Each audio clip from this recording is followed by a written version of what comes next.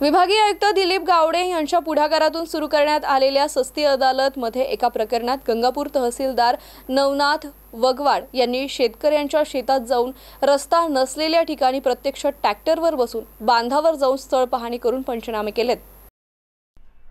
छत्रपती संभाजीनगर विभागातील सर्व तालुक्यात सस्ती अदालत उपक्रम सुरू आहे।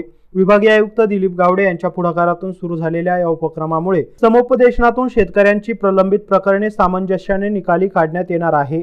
प्रशासन थेट बांधावर पोहोचल्याने शेतरस्ते मोकळे करून देण्यात यश येत आहे।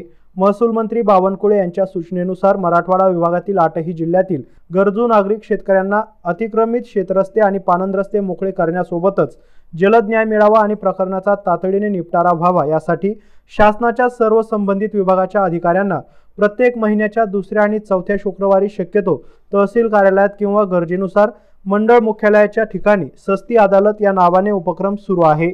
विभागात 9 मे रोजी प्रथम सस्ती अदालत संपन्न झाली। 23 मे रोजी दुसरी सस्ती अदालत तहसील कार्यालयात तसेच गरजेनुसार मंडळ मुख्यालयाच्या ठिकाणी घेण्यात येत आहे।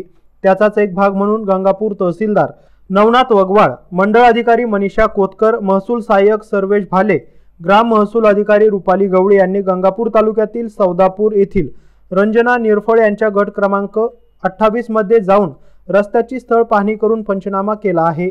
Ibrahim Shaikh, MC news, Gangapur, Chhatrapati Sambhajinagar.